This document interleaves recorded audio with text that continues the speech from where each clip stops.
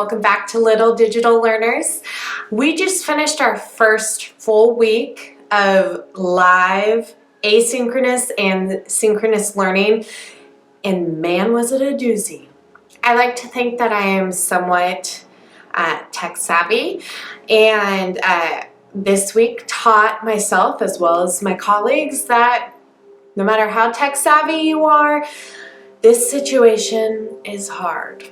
We had power outages due to extreme heat, loss of internet connection, Zoom bombings, everything you could think of happened. But if there's one thing it taught us is that all of those exterior factors or external factors are out of our control. So I'm coming here today to share something that we can control and give you a tip or trick to help you navigate this current, I wouldn't say it's an argument, but a discussion on whether or not we should post our daily or weekly schedules as activities or announcements.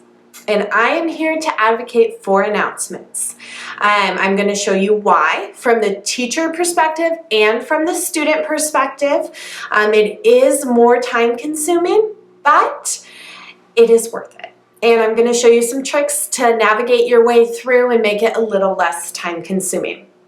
If you choose to do activities, which will work just as fine as well, I have contributed a basic template for the weekly agenda into the Seesaw Community Library. So go check it out. I will link it in the description below. And all right, let's go.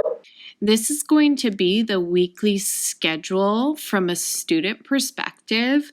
I've seen a lot of discussion about whether the weekly choice boards or schedules should be posted via activities or via announcements.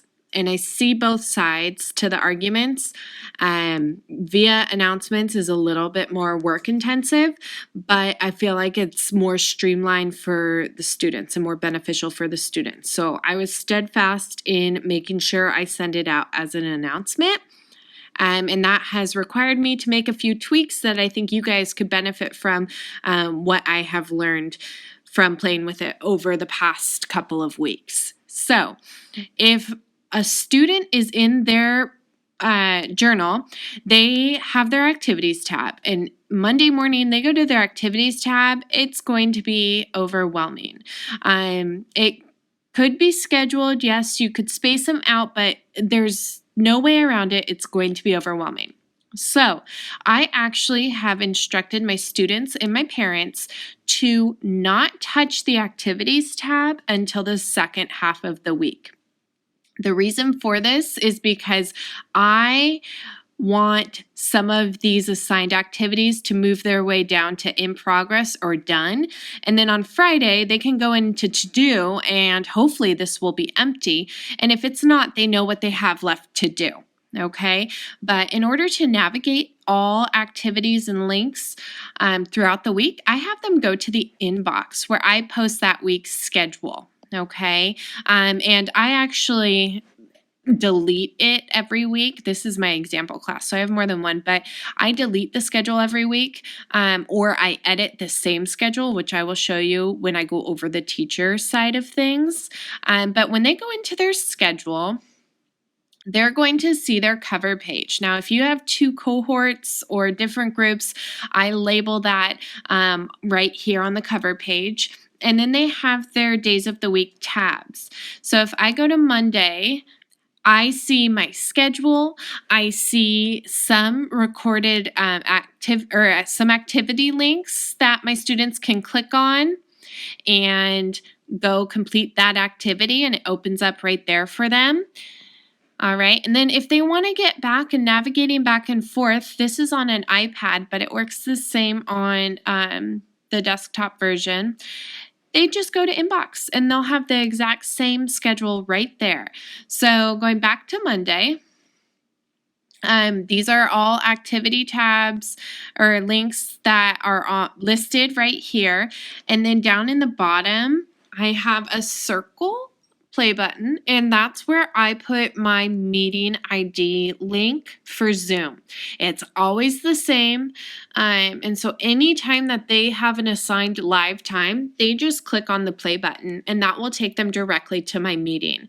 That has been super beneficial. They're not going back between platforms. They always know where to find it and it never changes.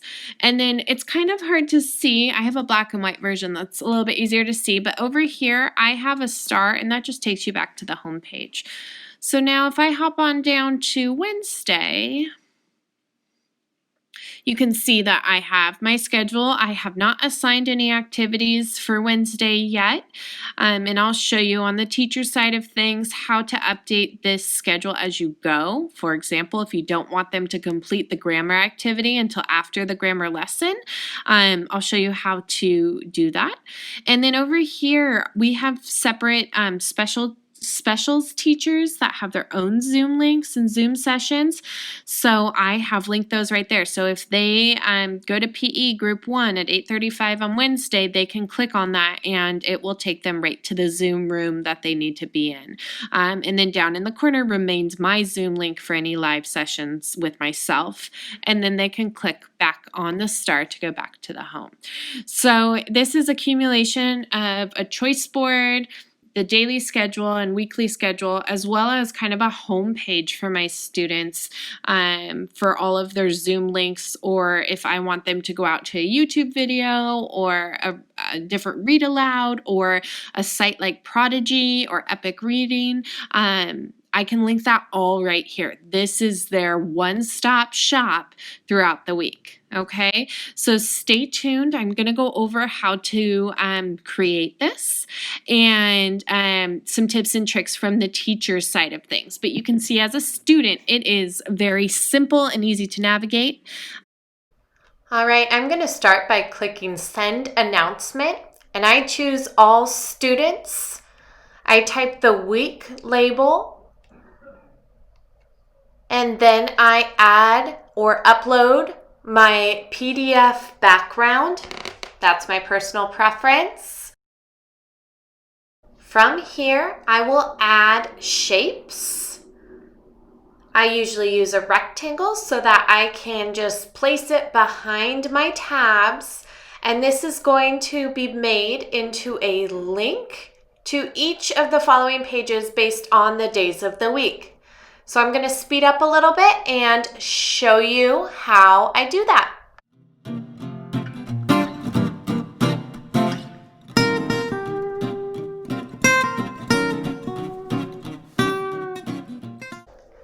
Next, you're going to see me input a home link on the daily schedule page. This is so students can navigate home easily. You can use any icon you want and then link it to the first page. Now this is a paid feature. I am a Seesaw ambassador, but I have uploaded a basic version of this weekly template to the community library so that you can take advantage of some of these interlinking page features. From here, you would add any activity links or Zoom links to your schedule wherever you want your students to navigate. Now, I'm going to show you the shortcut to edit the announcement throughout the week. So even though I post it on Mondays, I can go in and add links, update links, or even assign activities to later in the week so that students don't have access to those activities before I teach the lesson. All right, I'm going to speed up as I add those activity links. There are plenty of videos on my channel and other people's channels going over student activity links in detail. I hope this was helpful. I hope this can put a little bit of an answer to the debate between activities and announcements when sending out weekly or daily schedules.